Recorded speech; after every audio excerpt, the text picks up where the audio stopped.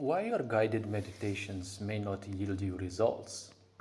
See, when it comes to understanding certain things, a lot of people will tell you that something can happen, but there is this trend that you will be told you can do something to achieve something, but you're never truly guided in that sense.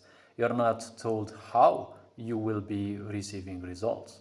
Many people probably try guided meditations, but not everyone can be strong enough to conduct guided meditations for people and actually help them reach certain results.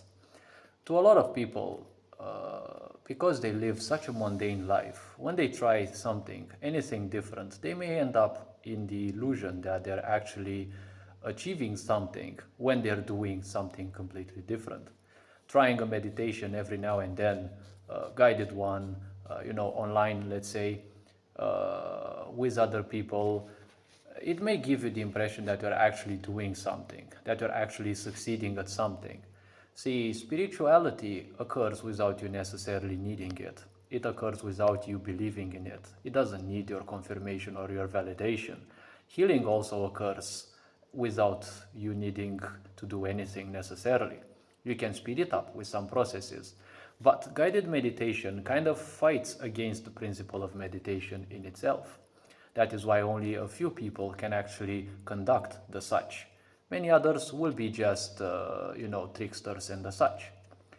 Because meditating means you simply keep yourself silent. Your thoughts, ideas, opinions, attachments, they don't matter anymore. You just let them flow. Whatever goes through your mind is just like a river. You let it flow. You simply let it be. Whether you may react to it every now and then, it's okay. You don't have to challenge yourself. You don't have to force it. Meditation is not about forcing anything. It is just silence. When you are silent, your intuition can actually speak to you. That is why in this world it is quite hard to get your intuition to speak to you because everything is fast paced. You're not allowed too much time to think for yourself. So the point is, with guided meditation, typically you hear a voice, you follow it, and you have to imagine certain things and this and that. Many will make it so entertaining. But all of these, to most people, will serve as distractions. Yes, because when you imagine things, when you do that, you don't have to follow those ideas. Yes, because the more you follow those, technically you're listening to those, you're making use of your imagination, technically you're making use of the mind, which is basically against meditating itself. Yes, that is why some people kind of will fail when it comes to getting some results. When it comes to certain people like true gurus and the such, that can be capable. It can have a certain influence on you because their aura is way stronger than the typical tricksters that will have you to give money on just hearing their voice and imagining that you're cutting cords or that you're flying on puffy clouds and that you're stripping certain links that you had in between you and unwanted people in your life. See, if everything was as simple as that, most people wouldn't have had any problems. But you have to understand, the problem with most people is they don't know how freaking karma functions. They don't even know what the heck it is. See, you're not gonna be breaking karmic ties. You're definitely not interested in that. You definitely don't want to break karmic ties. See, karma is cyclical, just like anything else. You don't want to break the cycle. You just want to make it as slow as possible in the end. Have you noticed some thoughts that you can almost call obsessive? They come to your mind so every fucking often, every now and then, and some thoughts simply barely even cross your mind. It might be several years till they just happen again. So technically that is what you want to do with any karmic structure. You just want to make it cycle as long as possible until it repeats. That's why you may think you have gone over a certain issue in your life and 10 years later you still feel that that cycle wants to creep back in. And giving it attention obviously will make the cycle even worse because it will make it shorter. That is the whole principle of meditation. You simply let everything flow. Whatever comes through you, you simply let it be and you don't attach to them anymore, right? You just let them be as much as you can.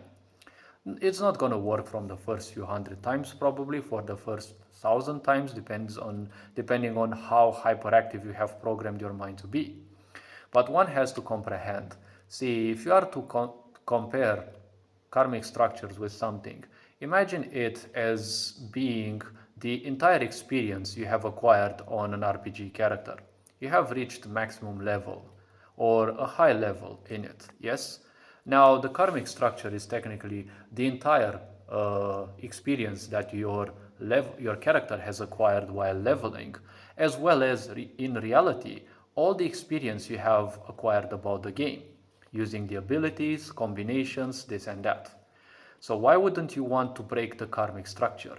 You don't want to break the karmic structure because it means suddenly making it no longer exist. If it no longer exists, anything you have wiped out would definitely be the same as wiping out all the level, the experience you have made for that specific part. Say you've had a boss that you fought for a very long freaking time, even with guides and whatever. Yes, it was a complete struggle. Yes, you've tried multiple builds and such.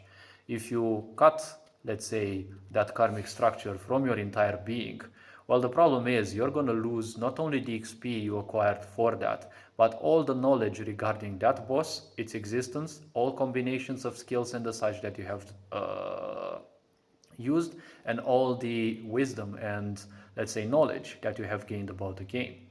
In reality, this can be compared with, you know, how many people cheated on you, or you had bad relationships with certain people. You've gone through them, you've given them stuff, they turned their backs on you, they abuse you and the such.